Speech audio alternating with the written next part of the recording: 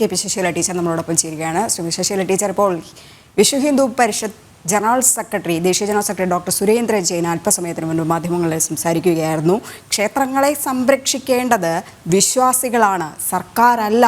എന്തായാലും ക്ഷേത്രങ്ങൾ ഭരണാധികാരികൾ കൊള്ളയടിക്കുകയാണ് ചെയ്യുന്നത്. ഈ തിരുപ്പതി ലഡ്ഡു വിവാദത്തിലായിരുന്നു അദ്ദേഹത്തിൻ്റെ പ്രതികരണം.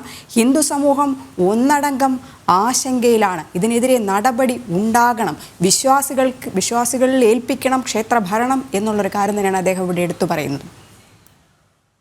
ഇത് ഏതൊരു വിശ്വാസിയുടെയും ആവശ്യമാണത്. കാരണം വിശ്വാസിയുടേതാണ് ക്ഷേത്രങ്ങൾ, വിശ്വാസിക്ക് മാത്രമുള്ളതാണ്, അവരുടെ സ്വകാര്യ ഇടങ്ങളാണ് എന്ന് പറയാം. അപ്പൊ അത് ആ വിശ്വാസത്തിലൂന്നി മാത്രമാണ് പരിപാലിക്കപ്പെടേണ്ടത്. വിശ്വാസമില്ലാത്തവർക്ക് ഒരിക്കലും അതിനെ ആ ഒരു അർത്ഥത്തിൽ കാണാൻ സാധിക്കില്ല. അതിൽ എങ്ങനെ ലാഭകരമാക്കാം എന്നതിനെ പറ്റി മാത്രമാണ് ചിന്ത. ക്ഷേത്രങ്ങൾ ലാഭകരമാക്കാനുള്ളതല്ല. അത് അവിടെ ഏറ്റവും ഭംഗിയായി അവിടുത്തെ ആചാരങ്ങൾ പരിപാലിച്ചു പോകണം. ആ ഒരു ആചാരങ്ങളോടുള്ള ഒരു പ്രതിബദ്ധത വേണമെങ്കിൽ അത് വിശ്വാസികളായിരിക്കണം. അപ്പൊ നമുക്ക് കേരളത്തിലെ ശബരിമലയുമായി ബന്ധപ്പെട്ട് 2018 വിവാദങ്ങളൊക്കെ നമുക്കറിയാം. എന്തുകൊണ്ടാണ് അത്തരത്തിലൊരു ഗവൺമെന്റിന് ചെയ്യാൻ സാധിച്ചത്? വിശ്വാസമില്ലാത്തവരാണ് ആ കാര്യങ്ങൾ നടത്തുന്നത്. അതുകൊണ്ട് അവർക്ക് വിശ്വാസികളെ എങ്ങനെ വേദനിപ്പിക്കാം അതിൽ ഗവേഷണം നടത്തിയാണ് ഒരു തീരുമാനമെടുത്തത്. ഇത് തന്നെയാണ് ആന്ധ്രാപ്രദേശ് തിരുപ്പതി ലഡുവിന്റെ കാര്യത്തിലും സംഭവിച്ചത്. കാരണം അവർക്ക് വിശ്വാസികൾ ഏതെങ്കിലും വിധത്തിൽ അവിടുത്തെ ആചാരങ്ങൾ ലംഘിക്കപ്പെടുമ്പോൾ അത് വിശ്വാസി സമൂഹത്തിനുണ്ടാക്കുന്ന മാനസികമായ വ്യഥ അത് അവരെ ഒരു പക്ഷേ നിഗൂഢമായി ആനന്ദിപ്പിക്കുന്നുണ്ടാകാം.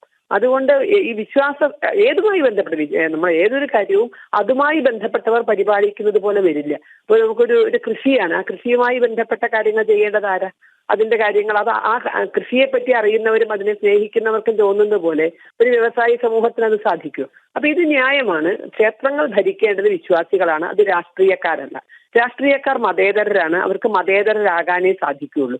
എല്ലാ മതത്തെയും ഒരുപോലെ കാണണമെന്നൊക്കെയാണ് പറയുന്നത്. ഒരുപോലെ കാണുന്നുണ്ടോ എന്ന ചോദ്യം വേറെ ഇരിക്കും. അപ്പൊ രാഷ്ട്രീയക്കാരല്ല ക്ഷേത്രങ്ങൾ കൈകാര്യം ചെയ്യേണ്ടത്, അത് വിശ്വാസി സമൂഹമാണ്.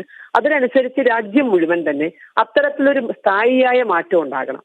അതല്ല എങ്കിൽ ഈ ക്ഷേത്രങ്ങൾ നശിപ്പിക്കണമെന്ന് ചിന്തിക്കുന്നവർക്ക് അകത്ത് കയറി നശിപ്പിക്കാൻ എളുപ്പമാണ്. ഇപ്പൊ പുറത്തുനിന്ന് നശിപ്പിക്കാൻ പറ്റാത്ത വിധത്തിൽ വിശ്വാസികൾ സംഘടിതരായിട്ടുണ്ട്. ഒരു പക്ഷേ ഒരു ടിപ്പുവിന്റെ പടയോട്ടമോ അല്ലെങ്കിൽ അത്തരത്തിലൊരു സംഗതി ഇപ്പൊ നടക്കില്ല. മുഗളന്മാരുടെ സുൽത്താന്മാരുടെ കാലത്ത് നടന്നതുപോലുള്ള ഒരു ക്ഷേത്ര ധ്വംസനമോ ആർക്കും ഇപ്പോൾ മോഹിക്കാനേ പറ്റൂ, നടക്കില്ല. പുറത്തുനിന്ന് ആർക്കും ക്ഷേത്രം നശിപ്പിക്കാൻ സാധിക്കില്ല. പക്ഷെ അകത്ത് കയറിക്കൊണ്ട് ഇത്തരത്തിൽ നശിപ്പിക്കാവുന്ന ഒരു സാഹചര്യം നിലവിലുണ്ടെങ്കിൽ അത് അവസാനിപ്പിക്കേണ്ടതാണ്. വിശ്വ ഹിന്ദു പരിഷത്തിന്റെ സുചിന്തിതമായ ഒരു തീരുമാനം എന്നേ അതിന് പറയാൻ സാധിക്കൂ.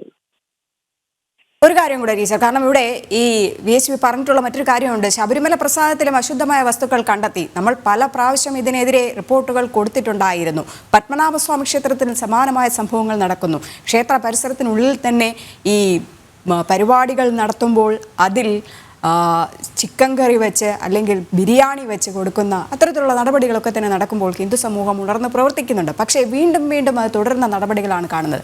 ഇത് ഹൈന്ദവതയോട് കാണിക്കുന്ന ഒരു ധിക്കാരമായിട്ട് തന്നെ നമുക്ക് കാണേണ്ടതില്ലേ? തീർച്ചയായും ഹൈന്ദവ സമൂഹത്തോടുള്ള ധിക്കാരമാണ്, ഹൈന്ദവ സമൂഹത്തോടുള്ള പകയാണ്.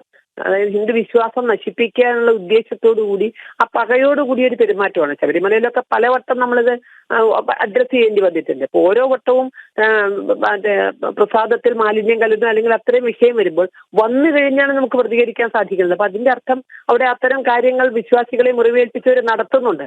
നടത്തിയതിന് ശേഷമാണ് നമുക്ക് പലപ്പോഴും അതിനെ എതിർക്കാനും അല്ലെങ്കിൽ അതിനെ ഒഴിവാക്കാനും കോടതി മുഖേന ഒഴിവാക്കാനും ഒക്കെ സാധിക്കില്ലേ. അപ്പൊ അവിടെ നടത്തുന്നവർ വിജയിക്കുന്നുണ്ട് എന്നുള്ളതാണ്, അവരുടെ ലക്ഷ്യം നടന്നു കഴിയുന്നുണ്ട്. അപ്പൊ അതുകൊണ്ട് ഒരിക്കലും അത്തരത്തിൽ അവർക്ക് നടത്താൻ സാധിക്കാത്ത വിധത്തിൽ സാധിക്കാതിരിക്കണമെങ്കിൽ അവർ ഭരണത്തിൽ നിന്ന് പുറത്താകണം. ക്ഷേത്ര ഭരണത്തിൽ അത്തരം അവിശ്വാസികൾക്ക് ഒരിക്കലും സ്ഥാനം ഉണ്ടാകരുത്.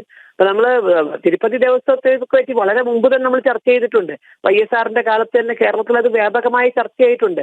കാരണം അവരുടെ ജീവനക്കാരിൽ വലിയൊരു വിഭാഗത്തെയും അവര് ഹിന്ദുക്കളല്ലാത്തവരെ വെച്ചു എന്നും ക്ഷേത്ര പരിസരത്ത് തന്നെ അവരെ മതം മാറ്റ ലോബി വളരെ ശക്തമായി പ്രവർത്തിച്ചു എന്നൊക്കെ നമ്മൾ അന്ന് അത്തരം വാർത്തകൾ വരികയും നമ്മളത് ഗൗരവത്തോടെ ചർച്ച ചെയ്യുകയും ചെയ്തതാണ്.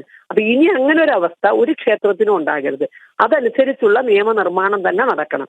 അതല്ലെങ്കിൽ ശക്തമായ പ്രക്ഷോഭം വിശ്വാസികളുടെ ഭാഗത്തുനിന്ന് ഓരോ ക്ഷേത്രത്തെയും മോചിപ്പിക്കാൻ നടക്കുന്ന ഒരു സ്ഥിതി വരും. വളരെയധികം നന്ദി ശശികല ടീച്ചർ പ്രതികരിച്ചതിന്.